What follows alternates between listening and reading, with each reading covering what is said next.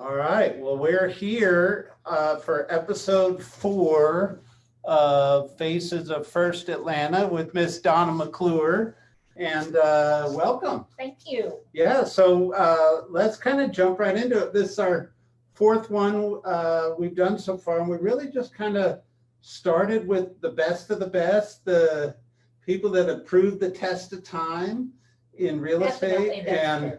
I might have heard that. That might have been why I said that. So I want to hear about your journey, but I also understand not everybody's weathered a lot of recessions and things like that through real estate. And that might be a little bit of a relevant thing right now. And I know you have. So Yep. I'm certainly interested in hearing your insights on that. Absolutely. But tell me, who's Donna? Well, I got my real estate license in 1985. So this is my 35th year in real estate. And I was working at a skincare salon and managing 3 of those. And we bought our first house. Okay. So every weekend after that, I kept dragging my then husband out to look at new construction to get ideas for model homes. And finally, one day he said to me, "Oh my gosh, for goodness sakes, get your real estate license so that you don't drag me out every weekend." And it was the kind of cartoon thing that the light bulb went off over my head. And I was like, oh my gosh, I could make a living doing this. Yeah. So that was the beginning. I got my license. We closed on our new house in February and I got my license in May. Okay. And In 1985. in 1985. So I'm going to guess skincare looked a whole lot different in Oh, yeah. 1985 than it does today. Totally, yes. We don't need to dive into that, but So that's fun and exciting. And I went with a traditional broker and they here in said, Atlanta, right? yes, Yep. and they said to us, if you do what we tell you to do, within the first 30 days, you'll have first listing or your first sale. Okay. So I did. I took what they called the fast start and competitive edge. And within 30 days, I had my first buyer. And then the next 30 days, I had my first listing. You know, I always think it's funny. You've probably heard it many times, just like I have. Everybody says, well, you got to have 6 months savings to get into the real estate because you're not going to have a sale for 6 months or whatever. And I think that's a mistake telling people that. I agree. I interviewed with another traditional broker and she said she would not hire me unless I had a year's salary in savings. Really? So same comment, right? Yeah. And so I started interviewing brokers and seeing what their highest sale was. And at the time, I didn't want to go ITP because I grew up in Dunwoody. Okay. So at the time, I was quizzing brokers about what their average sales price was. Right. And in Roswell, it was a whopping $188,000. Okay. Okay. Instead of everywhere else I had interviewed, Yeah. which was about $125. Okay. So I chose the Roswell office simply because their Sales price was higher, which meant make I was more, gonna work make more less, money. right? Or Correct. work the same, make more, right? Absolutely. Yeah. So you started in Roswell. I did. We lived in Woodstock. We Okay. bought our first house in Woodstock, and I grew up in Dunwoody. So I kind of felt like I had the north side covered. Yeah. So that's where I started and worked there for 10 years and Okay. then switched to all RE/MAX. And I was there for 9 and I've been here for 16. 16 years. So tell me, I heard you say you sold your first house in the first 30 days. I did. But what were some of the milestones in your career, thinking back, where you were like, kind of beat your own expectation? Like, I didn't know that I could do that, and I did that, and then on to the next, and that kind of thing. My first broker said to me, how much money do you want to make? And at the time, $50,000 was a lot of money. Yeah. So I told him I wanted to make $50,000. And he said to me, I'll see you here every day. And I was like, what? And he said, yeah, I'll see you here every day. So my first year in the business, I made the $1 Million Club for Atlanta Board of Realtors. So that was a big one for me, that I made $1 Million Club from May until December. So that was a huge milestone. And then I made the the $1 Million Club to become life for the next 3 years. Yeah. So, and then my first child was born in 1989. Okay. So I took a step back for a year while we got her all situated. And Yeah. so that was it. And then I moved to Remax just before Kellen, my second one, was born. Oh, wow.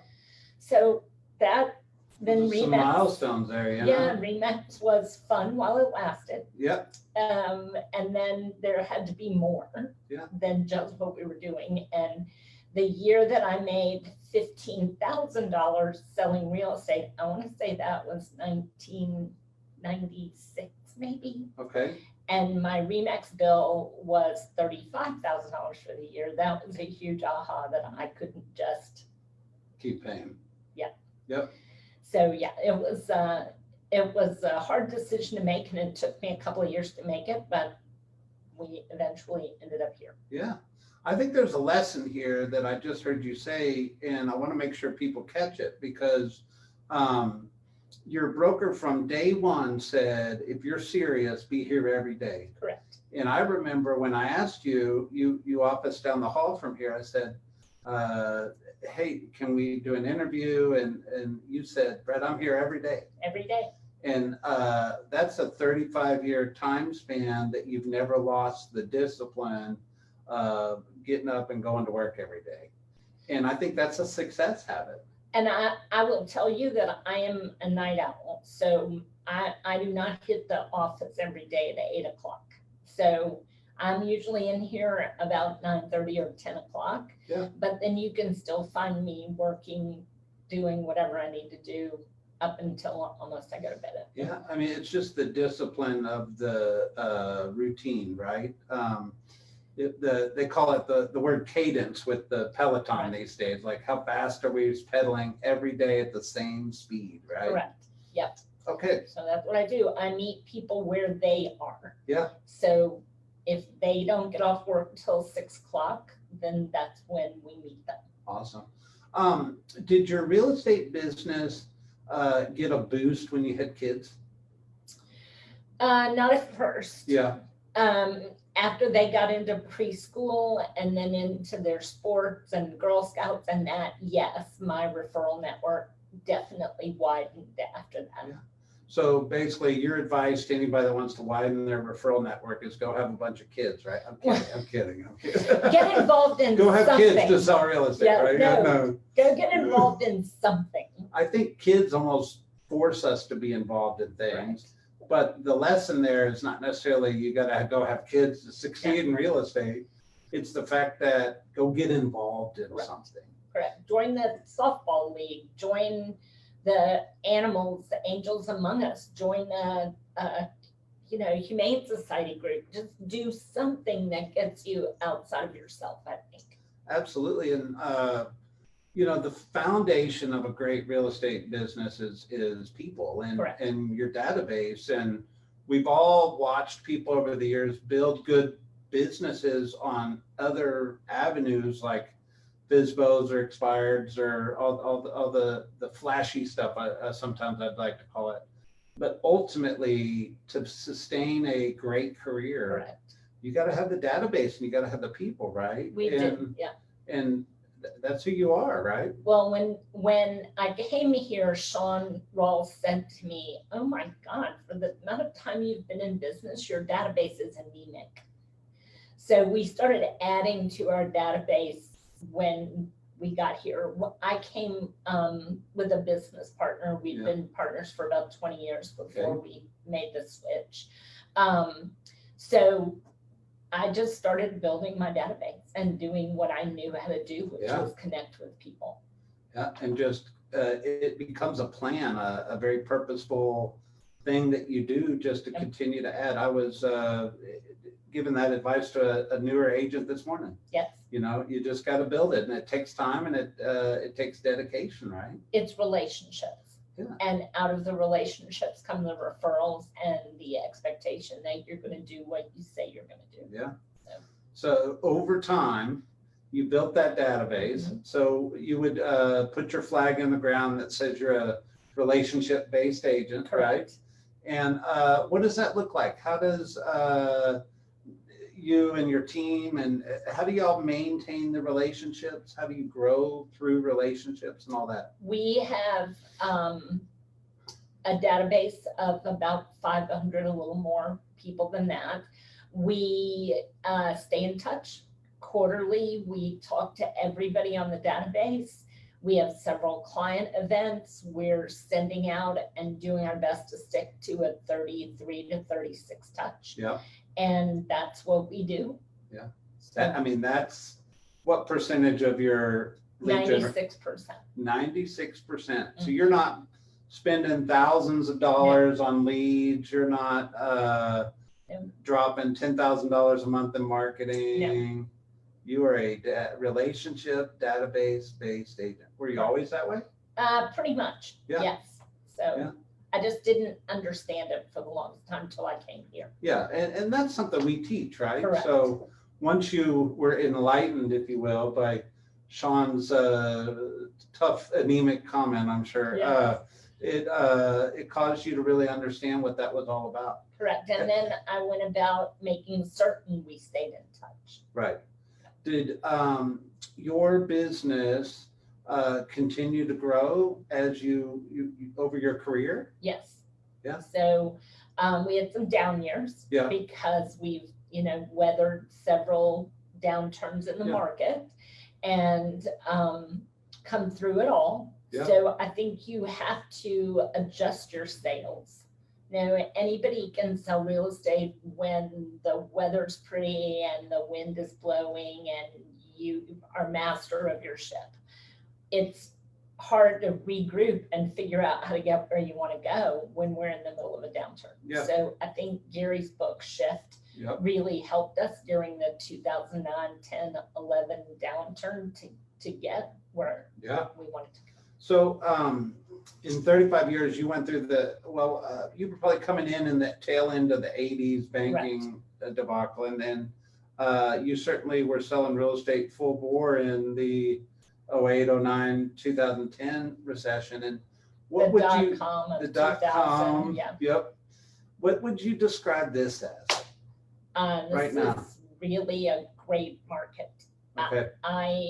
Is that the marketing answer or is that the real answer? No, it's the real answer for my team. I don't know about everybody. We've just been staying in touch and making care calls. It's what we've been doing since we all were isolated back in March. We've just doubled down on calling our database and just asking the question, how are you doing? What's going on in your life? What can I help you with? Right. We found an overwhelming amount of people were concerned about their children and them not getting the social exposure. So we did our best to address that with some pop buys specifically for their age-related child. Okay. So we had a really good time with that. We got a few really great comments, and from that, I've got about 10 people who have decided their needs are different now than when they bought their house. Yeah. So we're looking at getting those houses on the market later on this fall. Yeah. I've been wondering this question, and you're probably the best person to ask is, people through this pandemic are spending a lot more time at home than they normally do. Do you see their buying habits or what they care about in a home changing? Yes, it's tremendous change. And, I've had comments all the way from an elderly couple who finally decided it's time to downsize because when I called, she said, oh my gosh, we're living in this huge house. And he screamed from the background, we're heating and cooling 5,000 square feet and we're living in 800 of it. Yeah. So they have already sold and moved. And then I've had wives who say, if I have to listen to my husband one more time on a Zoom call, he needs a padded room somewhere or we're getting a divorce. Yeah. So we're working on those people and getting them where they need to go. Absolutely. I heard some builders are adding back studies and things into their floor plans and stuff. Absolutely. Finishing rooms and basements. Yeah. I guess the word shift is probably a really good word. Like the world shifted, right? Yes. But business is still going on, right? Absolutely. And what is the mindset of if you were speaking to people that this is the first time they've been in business or real estate and felt any kind of disruption, is probably a decent word. Yep. What advice would you be telling people? I would talk to my database. It's the Zig Ziglar thing. The more you can help people get what they want, the easier it is to get what you want. So I think just staying in touch and assessing people's needs and asking them just the simple question, how are you getting along? I don't think it has to be about housing.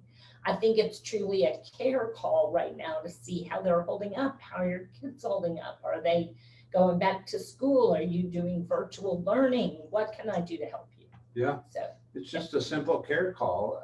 I'm here for you. Yep. I'm here to help, obviously, with your real estate needs, but I'm here more importantly for you. For you as a person. And how can I help? Yep. We've had a couple of people who have had COVID who said they can't get out to the grocery store. So we've dropped groceries by on their front porch. We've, done some things that we don't normally do because people needed us. And it was a great feeling to know you could help. Yeah. So. I'm going to talk about it in an upcoming meeting, but it's so relevant in this conversation. I'm going to bring it up real quick. It's one of the books. Gary recommended this book called The Membership Economy. And he's been talking for years about how to turn your database from transactional into a membership feel. Correct. And that's what you've done. Well, that's what that's our goal, is to get there. We do several client events every year. We do Brewster's and Starbucks cards at the beginning of the year for the kids, for Brewster's, and the adult Starbucks, so you can get back into the traffic. And I've had about 6, I guess, calls saying, hey, are y'all doing Brewster's and Starbucks this year? I'm like, absolutely, they're on their way.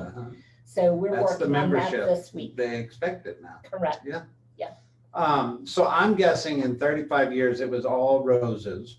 Oh, yeah. And nothing went bad anywhere. And Never. You were perfect the whole time. Yeah. So do you have any fun, not necessarily failure stories, but opportunities that you grew through? And that sometimes I think we look at people and we think they are perfect, from the outside looking in. And I guess we could call this your real moment. Maybe let us get real for a minute. Well, I mean, I've been a single mom for 24 years. So my daughter was 1, and my Taylor, who's now helping me sell real estate, was 8. So it was a hard growing up to be completely and totally responsible for 2 children on my own. So that was definitely a fail forward. Working every day, a really good friend of mine asked me one day, why do you do it? And I said, my kids, they like to eat. Yeah. So I don't really have a choice about doing it. It's what I know how to do and what I know brings in money. So it's always been a great thing for me. I think it challenges me every day. I learn something new every day. There's always something that I've never run across. It's different every day. So we coach people to discover their motivations and their big whys and all that stuff. You don't really have to coach a single mom into motivation or big why. It's somewhere in the DNA, right? We're going to go make it happen. Absolutely. And well, God bless you for that. So obviously those might have been some struggles. What were some of what are you most proud of? I'm really excited about where we are now. On my 7th or 8th time for career visioning, I have a fabulous EA. Lauren is amazing. Taylor is coming into her own and doing a great job with our buyers. And it's just really a great place to be. I'm a firm believer in coaching and helping. Wait a minute. You've been in the business 35 years. You must know everything. Oh, yeah, no. Yeah. No, I have a phenomenal coach, and I totally trust her to get me where I need to go. And she's like a really great GPS system that keeps me on track.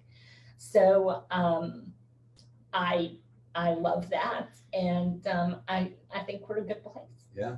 I think the difference between an amateur and a professional is a professional usually has a coach. Correct. Somebody holding them accountable, somebody keeping them at the top of their game. Yep. And not everybody likes to hear that, but it's very refreshing when you talk to people that understand that, because that's how we are. Changed my world. Yeah. I started taking Bold, and the Bold coach said to me, you're never going to go anywhere that you haven't already been unless you stretch yourself, and that means getting a coach. Yeah. So I got a coach, and I've had one ever since I started taking Bold. Yeah. So it's amazing. I've taken Bold 14 times. 14 times. You got me beat. So I love it. I learned something new about myself every single time I take it. Not about business necessarily, although those nuggets come from Bold. It's just something I learned about myself. Yeah, it stretches us. Totally mentally. stretches us. And it's the reason I go to Mega Camp every year. Yeah. I mean, even in the really rough times, I was saving the money to go to Mega. Yeah. Because I knew that that would stretch me beyond. It's more up here than it is specific how-tos, what you learn sometimes. Correct. Absolutely. You know, it's part of being a professional. You have to stretch your brain to get where you want to go. Otherwise, I'd still be stuck back in the old days with the multiple listing books, trying to find places for my clients. I think you have to grow with the time. Yeah. So I meet you 5 years from now. Who am I going to meet? Hopefully, well, the strategy is to hire another buyer's agent. Taylor thinks she might want to move into the listing support role. So that would be awesome if I could turn my clients over to her and know that it's going to be done. And then we'll add a couple of buyer's agents to the plan. Right now, we're searching for a closing coordinator to take that off of Lauren's plate. Yep. So I think we'll have a vibrant working team. Yep. And I can be relaxing on a beach somewhere. Which beach? We've had a place for years down on Orange Beach in Alabama, and it's my happy place. I have spent time there and know it well. Absolutely. Fun. So I like to ask everybody this question, and I give you a heads up, so it's not a bomb of a question. But if you were going to write the book, or you were going to give us a TED Talk, what would it be about? Staying in touch with people and assessing what their needs are so that you can help them grow to the extent that you're growing. So I don't think you can ever assume people are stuck in one place. Yep. They always need to keep growing and evolving. And if you can facilitate that and be a consultant in their lives, I think that's a great thing. I love that. You know, the one thing I'd like to just give you a compliment around is it very much shows you're being genuine when you say you want to make a difference in people's lives. I absolutely do. And I can feel that just sitting here talking to you, and I'm guarantee your clients feel that. I think they do. Uh-oh. Well, I guess we're done. Yeah, the phone is ringing. All good. Thank you for being here. Absolutely.